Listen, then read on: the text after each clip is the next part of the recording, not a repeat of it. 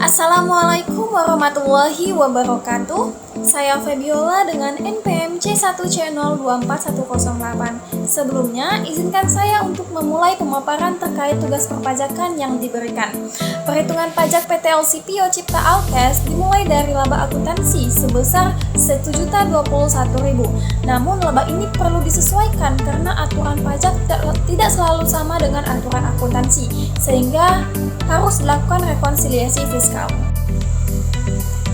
Langkah pertama adalah penyesuaian fiskal positif, yaitu menambah kembali biaya-biaya yang secara akuntansi dicatat sebagai beban, tetapi menurut pajak tidak boleh dikurangkan.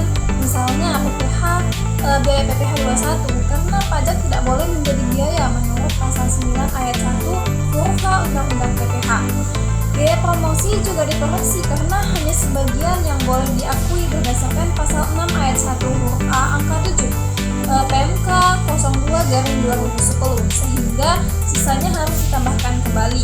Biaya penghapusan piutang tidak memenuhi syarat formal sebagaimana pasal 6 ayat 1 huruf H, sehingga seluruhnya tidak dapat dibebankan. Biaya jamuan tamu juga memenuhi ketentuan sesuai SK 27/PJ/2002, sehingga harus ditambahi kembali.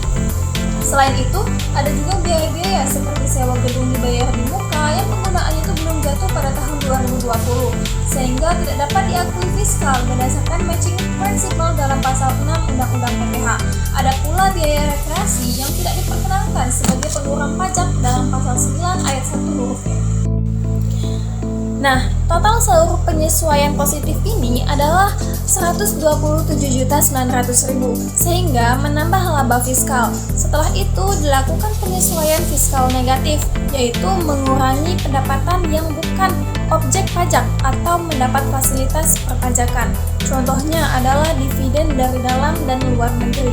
Karena dividen tersebut direinvestasikan di NKRI, maka dikecualikan dari objek pajak sesuai pasal 4 ayat 3 huruf F, pasal 111 Undang-Undang Cipta Kerja.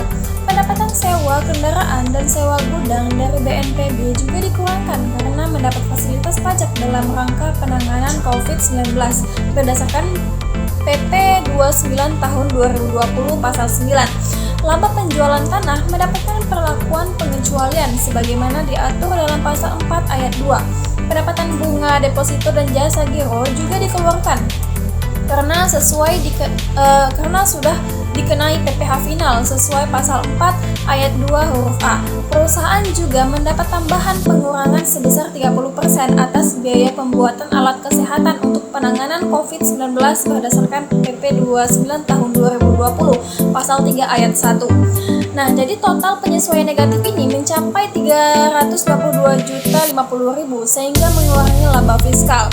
Setelah semua koreksi ini dihitung, diperolehlah penghasilan neto fiskal sebesar Rp796.850.000 menurut tarif PPh pada tahun 2020 sebesar 22%.